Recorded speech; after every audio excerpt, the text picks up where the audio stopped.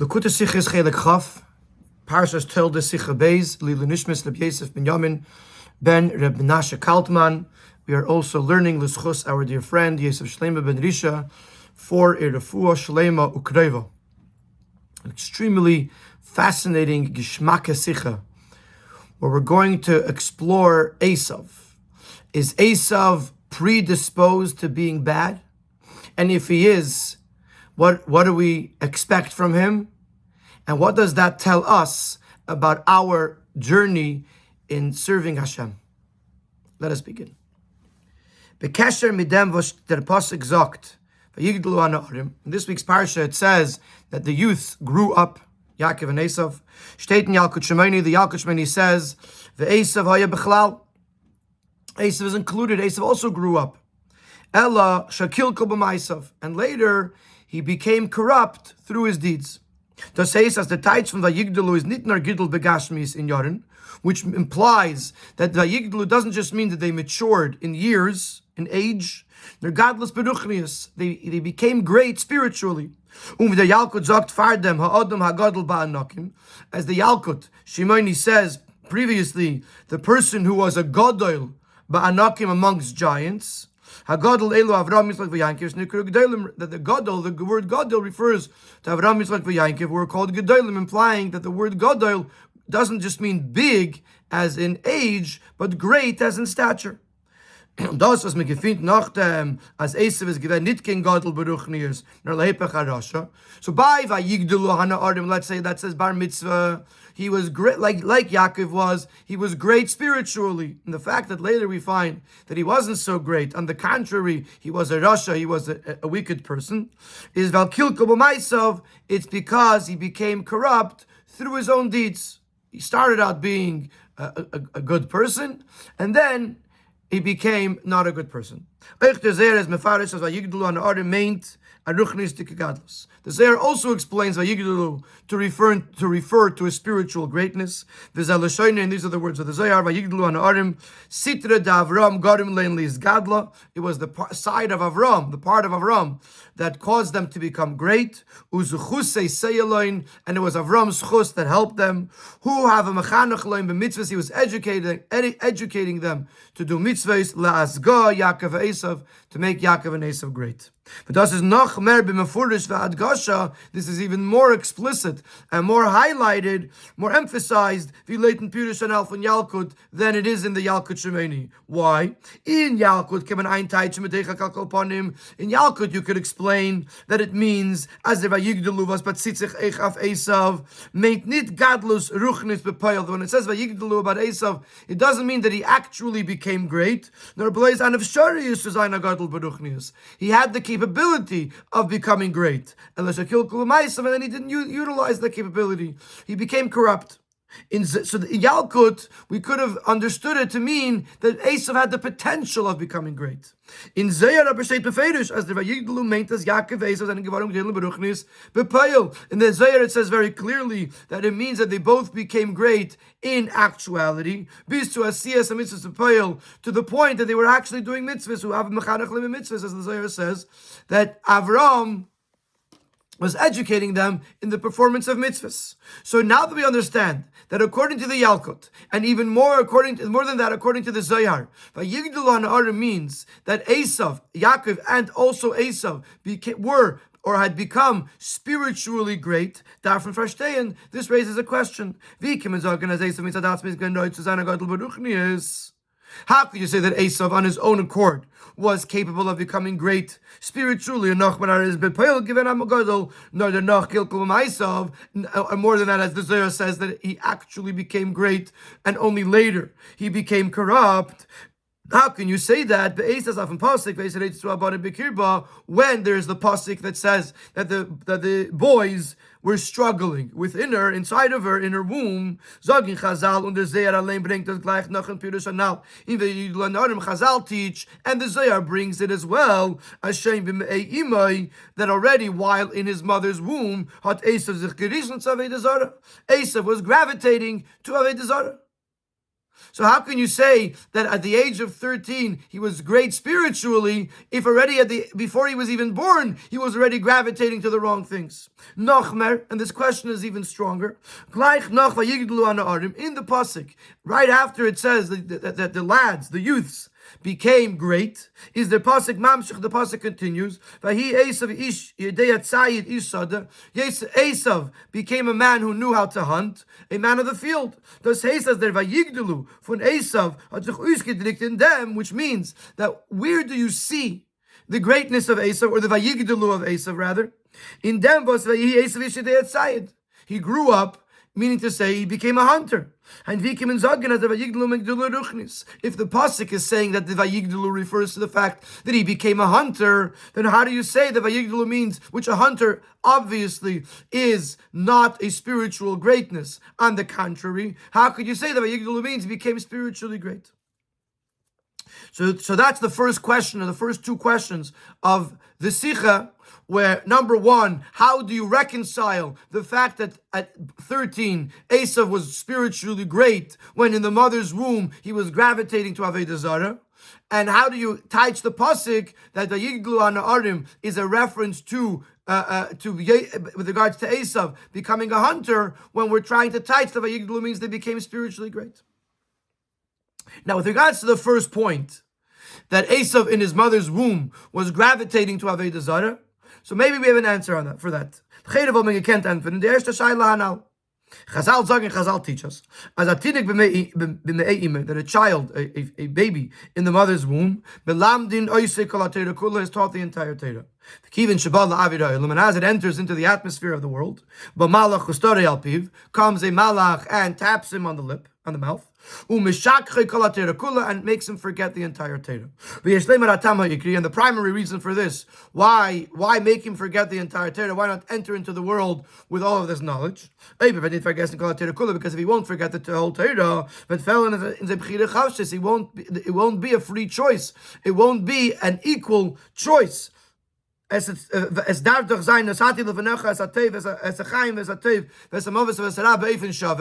fact that Hashem placed before the person the choice between good and life and the opposite of that, it has to be an equal choice. If he knows the whole Torah, then he's not going to be drawn to the other side. So once we've established that there is a sort of a firewall between the time that he's in the mother's womb and the time after that, that in the mother's womb he knows the whole Torah and after that he does not, we could say the same thing in our topic. That when the baby was born, when Eisav was born, the fact that in the mother's womb he was craving Avodah Zarah, that part was forgotten from him. And once he was born, Avram began to educate him, and that education impacted him to the extreme, to the point that by the time he became Vayigdalu, the time it was his bar mitzvah, he was a righteous person. In other words, maybe he forgot all of that negativity as he was born, and then Avram educated him in the right direction.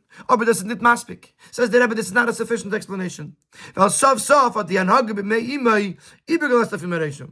we know that at the end, this attitude that he had in his mother's womb did leave an effect on him. A nature of gravitating towards Avodah Zarah, which ultimately caused that as he became an adult, he departed towards the direction of Avodah Zarah. As writes, as Zayin später die Kaprische Avodah Zarah bekadlusa, the fact that Eisav turned towards Avodah Zarah in adulthood is gekommen begin kach, was das ist durch das Chazele. It came because that was a place that was fitting for him. Mitzad Zayin Eisa sich Avodah Zarah b'mei imay, from the fact that he was gravitating towards it in his mother's womb. So the Zohar is saying that because they started out that way, therefore, when he got older, that was the place that was where he was comfortable. So that's where he went as an adult. So even though he forgot it to some degree, but it still had an effect on him. Similar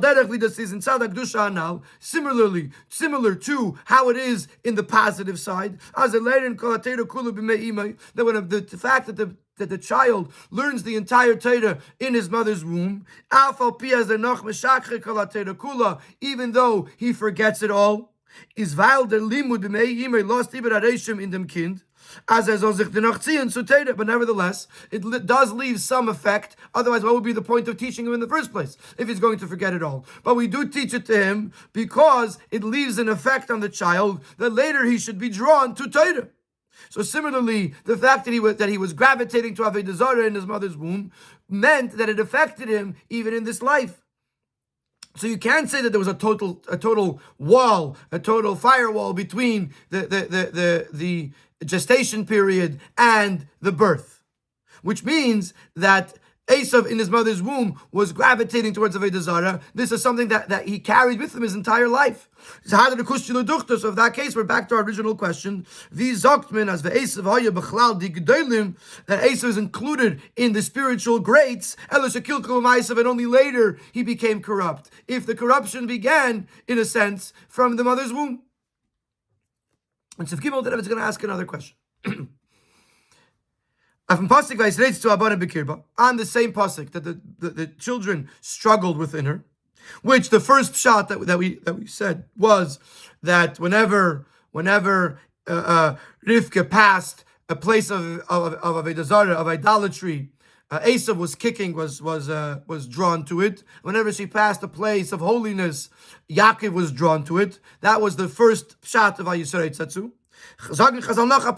But Chazal teach another explanation. As the Yisrei Tzetzus and Gourarie and Yaakov and Eisav, the struggle and the conflict between Yaakov and Eisav is given benachlach shnei olamis, was because they were fighting over the inheritance of the two worlds. B'shvil ha'olam hazeh v'ha'olam haba. They were fighting over the two worlds. Is tamua, but right away we have a question. In was is b'shtan and demiriva tzvischen Yaakov and Eisav? What's the conflict? What's the strife? Eisav had gewollt olam hazeh. Obviously, Eisav wanted olam hazeh. Yaakov olam haba. Yaakov would have wanted olam haba. Haben sie doch nicht gehabt wegen was zu kriegen sich. They have nothing to fight. They can split it equally. You get Elam Hazeh, you get Elam Haba. Everyone's happy. Muss ben sagen, therefore we must conclude, as Eisav hat gewollt nicht nur Elam Hazeh. Und Yaakov nicht nur Elam Haba. Eisav did not want just Elam Hazeh. Yaakov didn't want just Elam Haba. No, Yeder von Zeh hat gewollt beide Elamas. Each of them wanted both worlds. Is Tamua, that this is a question. Eisav, who is a Rasha, why would he have any interest in Elam Haba? So question number one is, how can we say that Vayigdalu means spiritually great if in his mother's womb he was already drawn to Avodah Zarah? Number two, how do you explain the pasuk Eisav Yedeya Ish Yedeya Tzayid Ish Sada, that the greatness, his Vayigdalu, was about being a hunter? If we're saying Vayigdalu means he was spiritually great. And now we have a third question. Why would Eisav want a part of Elam Haba? And why would he fight with it over? Why would he fight over it with Yaakov? Let me just verstehen. So in Sif Daled, the Rebbe is going to begin the explanation or preface the explanation by asking a question: how is it possible that Eisav, already in his mother's womb, should be drawn to Avodah Zarah if Eisav is the child of Yitzchak, and Yitzchak is one of the others? We first have to explain this Maimer Chazal. That already in his mother's womb, Eisav was gravitating towards Avodah Zarah. This is highly questionable. We know that the Avos, the forefathers, were a vehicle to the Eibishter's will. Using the term Merkava is a term that shows the greatest bittul. Just like a wagon does not have its own desire of where it wants to go, but it is led, it follows the wagon driver. Similarly, the Avos were on such a high bittul, such a high level of bittul, that they had none of their own desire. Their entire desire was to fulfill the will of Hashem. Wie der Alter Rebbe is mevayer in Tanya, the Alter Rebbe explains in Tanya, as kol evreim kulam, all of their limbs, leinasu merkavet aklarot ne'elyin, were a vehicle, were a conduit only to levada, only to the Eibishter's ratzin, kol yemim, their entire life. Is doch pashat. So that would mean that it's obvious. As they told this, that their children were born, their offspring was born in utmost holiness. And they were given, they have the koyach, the power of the father. The atzmius from the Av, and even more than that, they have the essence of the father. So Eisav, as a child of Yitzchak, is being born from someone who is a merkava, a vehicle, a person in total bittul to Hashem, and he's giving birth. He's fathering this child. Ein wie kann sein, als Yitzchak Sohn soll sich beziehen b'teva shel avodah zarah. So how is it possible Yitzchak's son should instinctively be drawn to avodah zarah? Das was Eisav der noch nicht gewachsen Rashes can cash in it. The fact that later on, though he was the son of Yitzchak, later on he became a Rasha. That's not a question. Because he became corrupt through his own deeds. Every person has the choice to act out as he wishes. When Eisav chose either because of the surroundings that he was in, he was dwelling amongst the Canaanites, or because he was involved with Nimrod, who was a terrible person, or whatever else the reason might be, Eisav made the choice to mekalkel time Eisav, to become corrupt through his own deeds. Das ist aber Ma'asov, die Maisim was bibichirase hat durch sie mekalkel gewesen. But these are his deeds, the deeds that he chose to do and to become corrupt. These actions that Eisav took later on in life did not come from Yitzchak, nor kediyuk lashon Chazal, but as Chazal specified, Yitzchak sheyatzim menu Eisav. Literally, Yitzchak yatzim menu Eisav means that Yitzchak had Eisav, a child came from him. But Chassidus teaches, or possibly the Gemara teaches, yatzim menu Eisav is a ruis und sich angeteilt. Yatzav nifred. Eisav departed from Yitzchak. He separated himself from Yitzchak, from Tchumish al Yitzchak, from the Yitzchak's world. So the fact that he became later on in life, he became a bad person, that was his choice. He left the beautiful cocoon of holiness that he was born into and moved on to his own world. Does Zakman Aber, but this doesn't answer our question about the mother's womb. Here we're saying, before he was born, das heißt, nach fahren abteilen sich von der Verbundenkeit mit Yitzchak und Rivka, before he departed, before he separated himself from his bond with Yitzchak and Rivka, hat sich schon gezeugt zu Avodah Zarah. He was already gravitating to Avodah Zarah. Und hat gedekachet, das bei ihm gewinn eingewurzelt, and it was so deeply rooted within him, bis das hat gedem gewinn kanal von sehr, as sich Peres an der Rebbe Gadlusay, that later affected him, that later on in his adulthood, he actually went to Avodah Zarah. So obviously, it wasn't just a fleeting thing. It was something serious. So the question is, how is it possible that Eisav, who is the child of Yitzchak, being born from someone who's a merkava, who is who is completely a vehicle to the Eibishter, should already, before he even has a chance to think and make his own decisions, he's still in his mother's womb, is already gravitating to Avodah Zarah? How does that happen?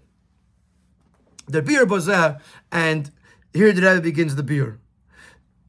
And as often is characteristic for Likutei Sichos, there'll still be one more question that will trigger the bir. We're going to start by answering the last question. The last question is, how does Eisav come from Yitzchak? How does Eisav, already in his mother's womb, gravitate to Avodah Zarah if he's a child of Yitzchak? But first we have to understand the relationship between the Avos and the Bonim, between the forefathers and their descendants. The Bir Bozeh says, Yodua b'inyan ma'is avos siman labonim. There's a Maimer Chazal that says that the deeds of the fathers, of the forefathers, are a siman, are a sign to the children, to the descendants.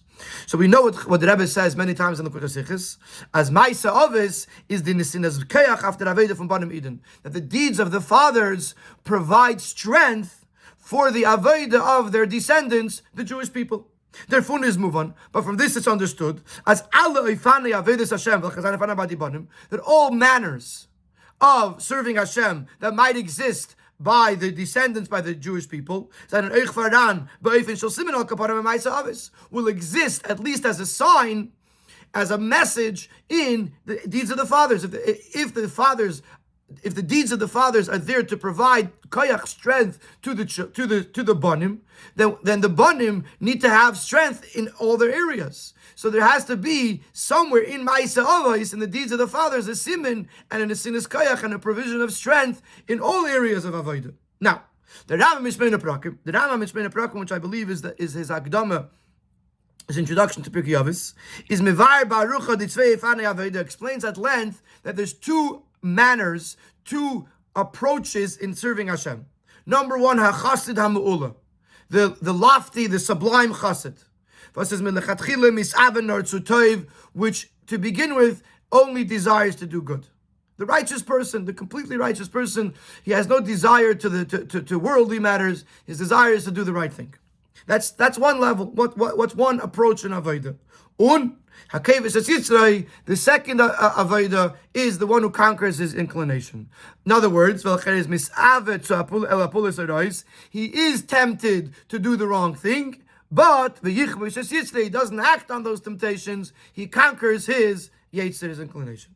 So this raises a question. This demands an explanation. If the Avos are the vehicle to Hashem, which means that they have no ulterior desires. They have no mis'ave el apulas erois, that they're tempted to do the wrong thing. In that case, vu is the siman lebanim from Ma'aseh Avos of the Rabbi from Kevis Yitzrei. Where do you find a sign, an inspiration for the children? For the Avodah of Kevis Yitzrei, if the Avos didn't have to conquer their Yetzer, because they didn't have an inclination to do the wrong thing, they were a Merkava, they were a vehicle to Hashem, then how does a Yid who is struggling and has to conquer his Yetzer, where does he get that inspiration from? No, Nachmer, the Rebbe is going to ask even more so with regards to a person who's doing tshuva. The person who's conquering his Yetzer means that he didn't actually act out on any of his temptations. And his namis avet, he only desires to do them. But in actuality, he only does the right thing. But there's also the concept of tshuva by a yid, which is to rectify a not good deed. And then this question that we're asking, is even greater. Viz shaykh der inyan von tshuva in pashten zin in Ma'aseh Avos. Where do you find in the deeds of the fathers, of the Avraham, Yitzchak, and Yaakov, that they should do tshuva? Obviously, there's a higher level of tshuva, which is growing spiritually. But here we're talking about in pashten zin, in the simple meaning of it. In order to do tshuva, there has to first be something to do tshuva for. So where in the Ma'aseh Avos do we see that they had to do tshuva, which can then be used as a provision of strength for the descendants? So this is our question. The Avos had no relation, had no connection to the bad of the world. So how could they inspire Koivis Yitzrei? And certainly how could they inspire tshuva if they never had to even deal with it? So l'chayre you can't answer in. Since the Rebbe is going to suggest that even though they were a perfect vehicle to Hashem, but nevertheless there may have been temptations from the outside world which they had to conquer. So there was some level of kovish, of conquering the negative, even in the lives of the Avos, which maybe that could be applied to the children. And the Rebbe is going to say, going to explain how that works. We can't answer it. Seemingly we can answer. As that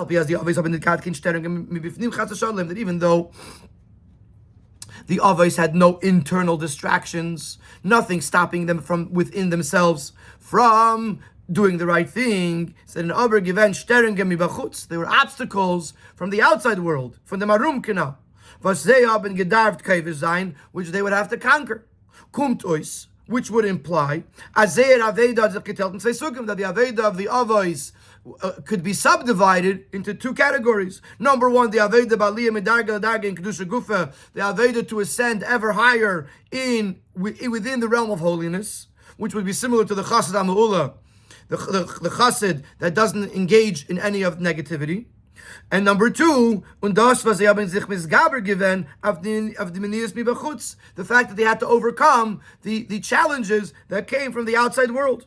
But these gabrus v'kibush navedas avos, and according to this, you can now say very simple: this fact that the avos had to overcome and conquer the distractions from the outside world is a sign and a provision of strength to their descendants of the Avodah from Kevish Yitzray, which for this Avodah of conquering the Yitzray, which means even though in actuality it's being expressed in a different way, but the common theme between both of them is that there was a necessity for kibush to conquer something that was a distraction to serving Hashem. So by the obvious it was coming from the outside world, by the bonim, by the descendants, by the Yidden, it comes from something within, but at least they have something that they could look at in the Avos where they're conquering something that distracts them from serving Hashem.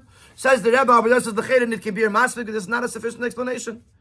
Weil in kama pratim is schwerer zu sein, a kevis es Yitzrei, zu misgaber sein auf die Menias bebifnim, wie zu sich misgaber sein auf die Menias bebechutz. In certain ways, it's much more difficult to overcome his inner struggles than to overcome struggles that are being generated by the outside world. So, if the inspiration is coming from the avos, then it'll only go as far as external distractions. But it won't necessarily come from it won't necessarily help a yid for the internal distractions. So when a yid is struggling from within to do the right thing, where does he find inspiration or strength in the avodah of the avos? For the asbaris. Now the Rebbe is going to give an explanation. The Meilu from Kevish Yitzrei is in them. Was od die Gourarie keken sein Yetzer bringt heraus wie stark is zugebunden zum Ebersten. One of the advantages of conquering the Yetzer, in other words, struggling with the negativity and overcoming it, one of its advantages is that this strength to overcome it highlights how strong, how intense is his connection, his bond with Hashem. That even though he's tempted to do the wrong thing, nevertheless, that doesn't weaken his desire to follow what the Eibishter wants of him to do, to do the right thing. In other words, it might be a temptation, but he ultimately does the right thing, which means even though he's tempted to do the wrong thing, nevertheless, his will to do the right thing is stronger. And even more than this, we can say with regards to the strength of the Baal Tshuva, as a person that's doing tshuva on an actual misdeed, as trotz dem was is a durchgefallen, that despite the fact that he succumbed and actually did something wrong, is by him that innerliche Verbund mit Nebishtin, mit Azat Teikiv, nevertheless his inner bond with Hashem is so deep, which leads him to overcome the bad thing that he did, to regret the past, that which he has done, and to return to serve Hashem. So the idea of Kevish Yitzrei and the idea of tshuva is it brings out within the person a strength that highlights how strongly connected he is with Hashem. And therefore, we say, and therefore we could say that the deeds of the fathers are a sign and a provision of strength, even with regards to the Aved of conquering the Yitzhar, which the others didn't really have to do, or the Aved of Tshuva, which they didn't really have to do. But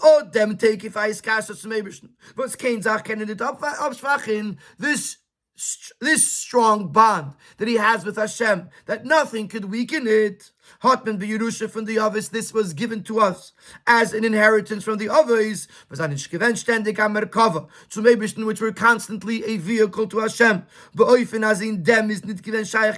wasn't possible to have any interruption, even for a moment. And therefore, even though, where did this strength express itself? Only with regards to external obstacles. But the cause of their strength, which is their deep connection with Hashem,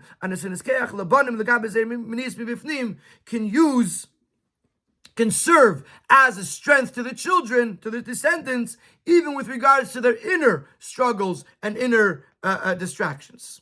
Because When the Rebbe asked the question, the Chelek Kibir Maspik, we were looking just at the Gvura. So the Gvura that's needed to overcome an external obstacle is a minimal amount. But now we're not looking at the Gvura. We're looking at what's causing the Gvura. What's causing the Gvura is the relationship with Hashem. And that relationship with Hashem was bequeathed to us by our Avos. And therefore, that relationship with Hashem could be utilized in any form of Kaivish Yitzray, even if it means to overcome inner desires or inner struggles. And even if it means to overcome a deed that was already done and to do tshuva. So this is the answer to the question that was asked in Sifhei.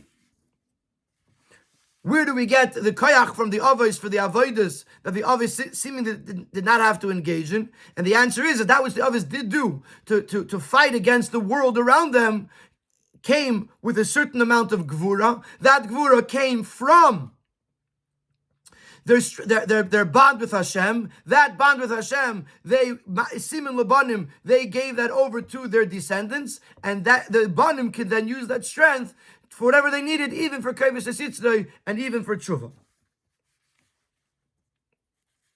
Okay, now we're going to go back to Yaakov and Eisav, and we're first going to answer the last question, which was how could an Eisav come from a Yitzchak? But where the answer is going to be based on this premise that by the Avos there were two Avedas. There was a Chasta Mu'ula and Kaivish Yitzray, or the Aveda of constantly growing within the realm of Kedusha and engaging with the outside world to overcome it. Siv Zayin. Since the Aveda of the Avos was subdivided into these two categories, this also reflected itself in their offspring. The Avos told us that the Avos had two types of offspring, which would be consistent with the two types of Aveda. Since there's two types of Avedas, they also had two types of children. In our case, these two children are going to be the children of Yitzchak. Rashi says the children of Yitzchak mean Yaakov and Eisav as they are written in the parsha. Yaakov is Ish Tom, Yeshiv Yolim. Yaakov was a perfect person sitting in the tent of Torah. He was a Chasta Me'ula. He was insulated in the world of holiness and removed from the world entirely. When Eisav is Yishdei Tzayid, a man who knows how to hunt. The husband to the Aveda from Kaivish Yitzray, Eisav was conquering his Yetzer. When das hat sich angegeben nach als Toldos, and this began as children. They were struggling in their mother's womb. That already then they were going in two different paths. Yaakov was growing in his holiness, and Eisav was conquering the world. The Chelek is aber. The difference would be with regards to Yaakov and Eisav versus Yitzchak, or really Yaakov versus Eisav. But let's now look at Yaakov and Eisav as Toldos, as children, the Gabe Eisav. Gabe Yitzchak. The Avos who were a vehicle to Hashem is the talking out from Metzias Sharach Hashem. There's no room for Ra at all. So therefore we don't find this whole Kaivish Yitzray other than if they're working with the world. But within themselves, there's no Ra. When it comes to their offspring, which the offspring is not the father, nor it is an external existence. The existence of Ra, of evil, is possible. But because, after all, they are the offspring, even though it's a separate Metzias, but they're still originating from the Avos. So therefore, the Ra that is there is not real and complete. And Eifen, as I Metzias, is blois. It's only enough Ra to be able to generate the need and the desire to overcome it. So you have the Avos. The Avos, there was no Ra whatsoever. Then you have the Toldos, where Ra is possible, but the entire purpose of the Ra is only for Kaivish Yitzray. Al derech hamavur in Maimer Chazal, as it is explained about the teaching of Chazal, Eini Yedeya be'ezeh me'em chavetz, I don't know what the Eibishter wants, im b'maaseh elu masein shel rishoyim, whether he wants the deeds of the rishoyim, im b'maaseh elu masein shel tzadikim, or he wants, or he prefers the deeds of the righteous. The lechere tamua, was verakos lakadayach can sein, as the Eibishter soll sein chavetz b'masein shel rishoyim. Why would one think that the Eibishter desires the deeds of the wicked? Steht of them biur. So the explanation is given as the reason for chafetz masein shel rishoyim is their chafetz in kovis and dimaisim. Avid said tshuva that Hashem wants not the actual deed of the rishoyim. Obviously, He wants the deed. He wants the tshuva that comes from it. Mitzad the maybe was leigur chara. Since the Eibush the pasuk says no evil can dwell with him, is mitzias maseim shel rishoyim niderachas v'shalom. So when he says the deeds of the rishoyim, he doesn't mean the bad deeds, because there's no bad is not shaykh by the Eibush. No, David said tshuvas come durch them. What he wants is the tshuva that comes from it. So similarly, when we say that there is ra by the Toldos of the Ovis, by the children of the Ovis, ra is there, it's only there for the purpose of conquering the Yetzer. And this is a very, very powerful thing. The fact that Eisav, in his mother's womb, and then later when he's born, has this nature that he's drawn to Avodah Zarah. He does mitzad Yitzchakin, give them place to kennen durch them durchführen the Avodah Yitzchak. As from the perspective of Yitzchak, the only reason that Eisav has these desires or these leanings is only so that he should overcome them, so he should be able to do the avodah of Kavish Yitzchak. But since Eisav can make the choice, is kilkul b'maisav, he became corrupt when Yatzim Menu, and it's from Yitzchak. He departed from the holiness of Yitzchak. And then instead of overcoming the evil, he actually actualized the evil, which was the opposite part, which wasn't part of the plan. But that's how it happens, because he's a Baal B'chira. So this answers the question, how could Eisav come from Yitzchak? Yitzchak was Taka Merkava Telakus, but even Yitzchak has the Aveda of Kovish Yitzchak. Not Yitzchak, but to be Kovish, the Ra that exists in the outside world. So then when he has a child, this child is brought into the world to do the avodah of Kovish Yitzchak. So therefore we give him, this child, a leaning, a desire to Avodah Zarah, even from the get-go, for the purpose of being Kovish Yitzchak. And we're taking a risk, because it's possible that Yitzchak will be able to educate him and raise him, and then he'll become a Kovish Yitzchak and a wonderful person, or it's possible he'll make a different choice. But the fact that already in the mother's womb he has this craving, this gravitation towards Avodah Zarah, is because it was put there in order for him to be able to carry on the avodah of Kovish Yitzchak. Once we understand this, we understand that Yaakov and Eisav represent two avodas. Yaakov is the avodah of achastam ula, to grow spiritually, and Eisav represents the avodah of overcoming the evil of the world. We'll now understand why Yaakov and Eisav were fighting over both worlds, which was our second question in the Sikha. We'll understand the struggle and the conflict over the inheritance of the two worlds. Since we're talking about Eisav as he is still in his mother's womb, he's still in the domain of holiness. He wasn't born yet. He still didn't make a bechira yet. Right now, he's still in Tchum HaKdusha. The only reason he has a desire to Avodah Zarah is in order to be Kovish Yitzchak. So it's understood that the fact that Eisav desires Olam Hazeh, the physical world, is an inyan from Kedusha. It's a positive, holy thing, the desire that Eisav wants. Which comes as a result of the fact that he's an offspring of Yitzchak, and therefore he wants to conquer the world and elevate the world, and therefore he wants Olam Hazeh. Now, one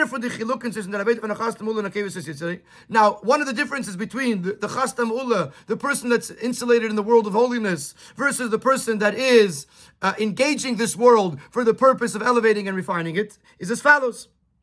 The lofty chassid, the holy chassid, whose avodah is to grow spiritually. What he realizes that the ultimate goal is to reach the ultimate elevate, the ultimate ascent, which is the Elam Haba, which is a refined world. Doesn't have a mix of good and bad. It's Kulei Kedesh, it's entirely holy. And this is what he strives for, this is what he wants. The holy chassid, what does he want? He wants to ultimately reach Elam Haba, which is a place where there's no evil, there's no bad. It's only holy.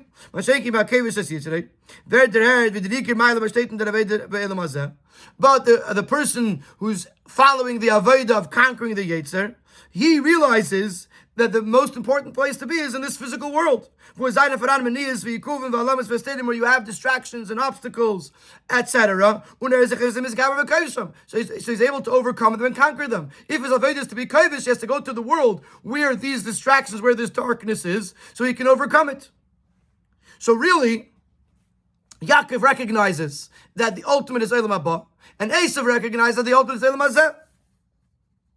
Und der Fall ist die Yisrael zwischen Yaakov und Eisav when he had nachas ne'elamis. So then in that case, why were they fighting over two worlds? Why can't you say, Yaakov, you get Elam Haba, and Eisav, you get Elam Hazeh? So the Rebbe says, no, here there was a reason why they were fighting over both worlds. Because jeder von die zwei Afanim Aveda is called Eich von dem Zweiten Eifen. Because each of the two approaches is inclusive of the other approach as well. Even the holiest chassid has to still operate within this world. And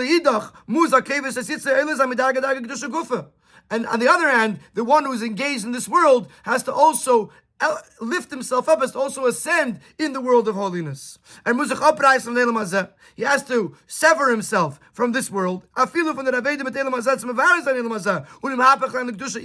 to work with this world, even when he's elevating and refining this world. At times, he has to remove himself from this world and dedicate himself after on that which is the spiritual world inside of this physical world, to sit in the tent of Torah. The Chelek is aber. So in that case, if both approaches in Avodah need both worlds, then what's the difference? There is a difference, says the Rebbe. He descends into this physical world in order to get to the spiritual world. To be able to reach, to ascend to the highest level of holiness through operating in this world, which means the end is Elam Haba, and this world is the means to the end. But the person whose avodah is to conquer the Yetzer, he does the opposite. The fact that he sometimes engages in the world of Torah is so that he can be able to fully conquer and operate in this world. The end is Elam Hazeh. Elam Haba, which in this case is Torah, or the world of Kedusha, is a means to an end. So the difference is, what is the end and what's the means to an end? In other words, Yaakov ultimately wants Elam Haba. He wants both worlds, but Elam Hazeh is only for Elam Haba.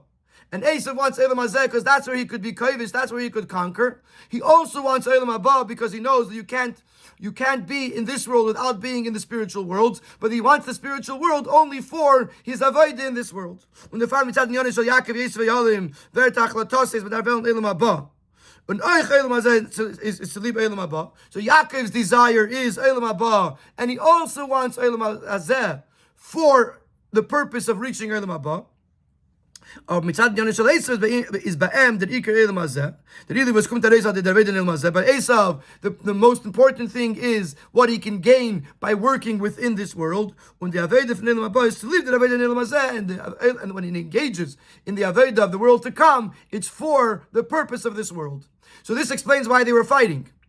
Once we understand that there's two approaches in Avodah, there's a chasna me'ula and there is kovish yitzray.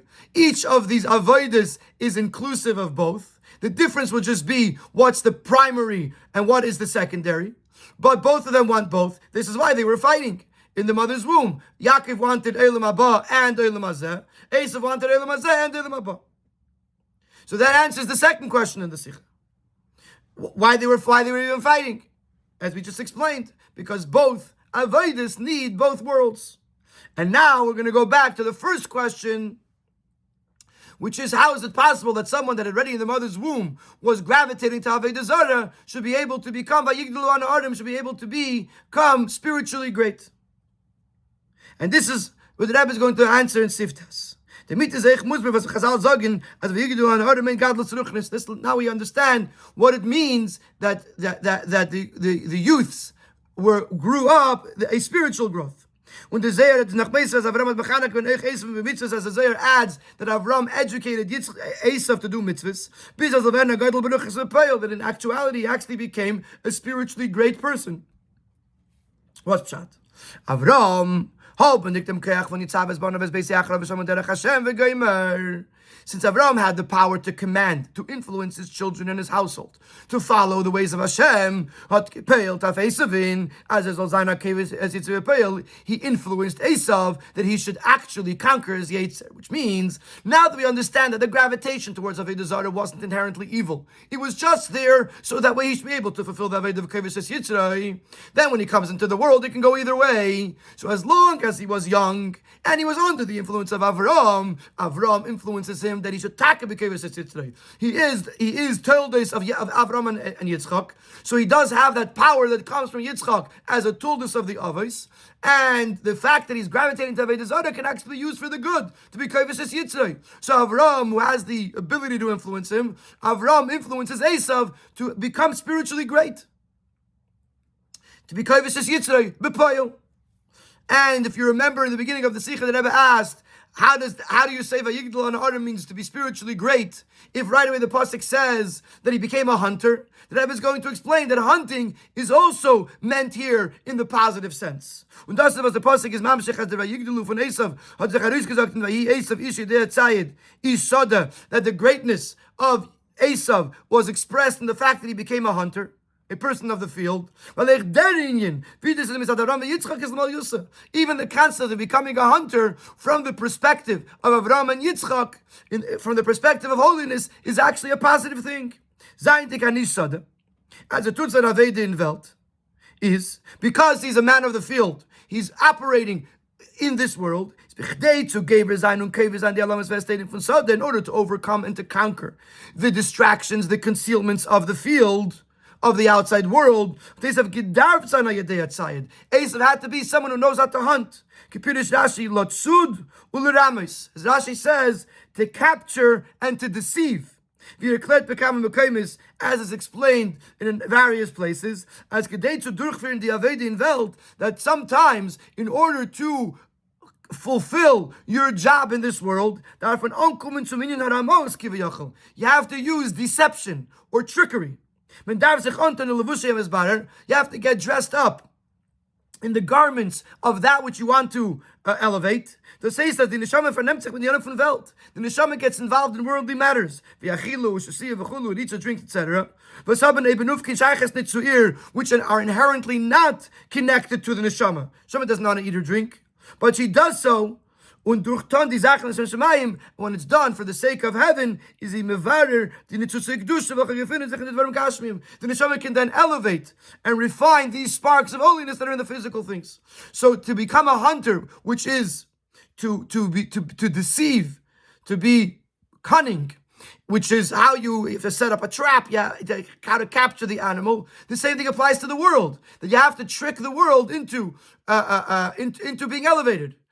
By engaging in the physical world, in the material world, the world thinks, oh look, we got another one. And then the neshama comes around and elevates the world into where it's supposed to be. So the fact that it says Vayigdal on Adam means that Eisav became great spiritually, and he was conquering the world with his scheming ways. This is only when you're seeing things from the perspective of holiness, from the perspective of Avram Yitzchak. The pale over, but in actuality, nachdem we such a chuf gehört, chinuche von Avram, after Avram's chinuch stopped, when Eisav yatsa, hat sich auch gerissen mit der Sheichus Yitzchak, Eisav then severs himself from his bond, from his relationship to Yitzchak, hat him a kalkal, when he became corrupt, when his geworden ishe de atzayid, isha de pashtus, he becomes a hunter in the literal sense, yatsa l'tarbus ra, he went astray. So that taka happens in the end. At the end, Eisav taka becomes a rasha. But it wasn't that began literally in the mother's womb. In the mother's womb, there was a gravitation to Avodah Zarah only so that way he should become a kovish. He should conquer the world. And Taka, for the first 13 years of his life, Avram was educating Eisav, and he became a gadol baruchnis. He became a great person. He was doing mitzvahs, and he was kovish tzitzim b'poil. And then Avram's chinuch stopped, and Eisav went his own way, and he became a hunter. Literally, he became a person of the field. He was not kovish the world. He instead became a Rosh. In Sif Yud, the Rebbe introduces another idea that is connected to this idea that hasn't yet been brought up, and that based on this, or consistent with this biur, this explanation that we just gave, that Eisav started out potentially to become a tzaddik, and he actually became a great person, will explain why Yitzchak wants to give the brachas to Eisav. Der biur anal, as the Eisav nailed the fact that we explained that as Eisav is born from Yitzchak, he is good, is masim v'nilmed from the biur von Alten Rebbe, is consistent with and can be derived from the Alter Rebbe's biur in Torah Oyer Hatam for Vos Yitzchak had givot geben the brachas to Eisav, where the Alter Rebbe explains why Yitzchak wanted to give the brachas to Eisav. Clearly, Yaakov was a holy Jew, so why was there even a thought of giving the brachas to Eisav? Adas is their father, Yitzchak had gekooked of Eisav in. Here is mitzad reish shorshay. Yitzchak is looking at Eisav as he is in his original source. When you're coming from that perspective, you can appreciate the advantage, the greatness that there is in working with the world. From the elements to not be affected by the concealments of this world. In Kedusha, on the contrary, to create, to cause that the world should become conquered, should become transformed, and become part of holiness. So Eisav can do this. Eisav has the ability to conquer the world. We have to give him the brachas. Afal Pikain, but nevertheless, the brachas are given to Yaakov. In truth, only Yaakov has the ability to elevate and refine this world. Only through sitting in the tents of Torah, and we have the strength that Torah gives us, can you then go out into the world and elevate it and make it a dwelling place for Hashem. If you don't have the koyach of Torah, then you could unfortunately end up like Eisav did. In actuality, became a Rasha, because this world is a dangerous place. And therefore, you need the koyach HaTorah to anchor you down to the world of holiness, that you can accomplish things and change and refine and elevate this world, but without it affecting you in a negative way. And with this, we go to the Hira of the Sikha. This is a very practical lesson. Even though the Yidden are the children of Yaakov, they should not suffice with staying in the tents of Torah. Chazal say that a person can't say, all I have is Torah, because then he doesn't have even that. He also has to have the Aveda of the man of the field. And also the Aveda of conquering the world was given to Yaakov. The Remes is in Pirush Rashi, as it is alluded in Rashi of Eila Toldos. So right at the beginning, it says of the parsha, it says Eila Toldos. These are the children, the offspring. So Rashi says this refers to Yaakov and Eisav Amur b'Parsha. This is referring to Yaakov and Eisav that are spoken about in the parsha.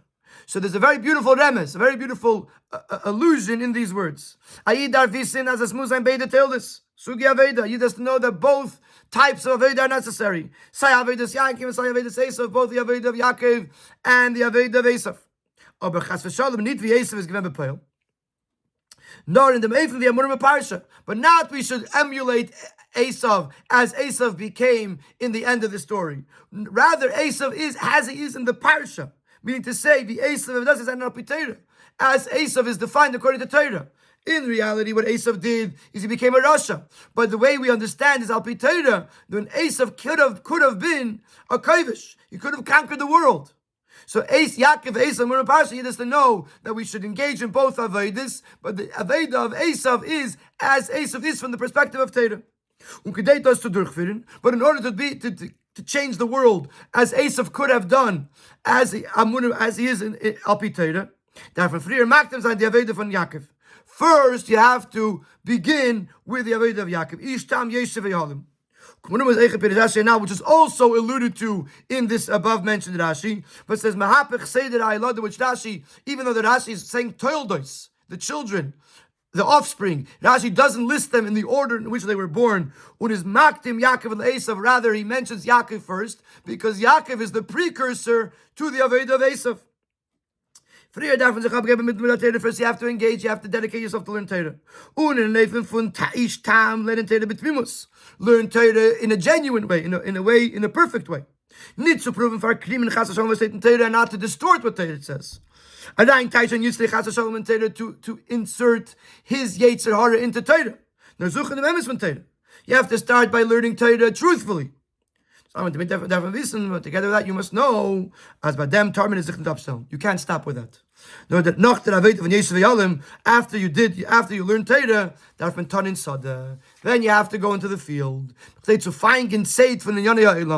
capture the game of the worldly matters, and to make delicacies for Hashem. Like the Alter Rebbe says in Tanya, that the most geschmack of food is when it's sweet and sour. When you take something from the world and you elevate it to Kedusha, that is the most beautiful delicacy for Hashem. So you start out with Limud HaTorah. Then you have to go into the world and elevate the world, capture the world, the game of the world, and make it into a delicacy for Hashem. And even though, in order to do this Aveda, you have to know how to hunt.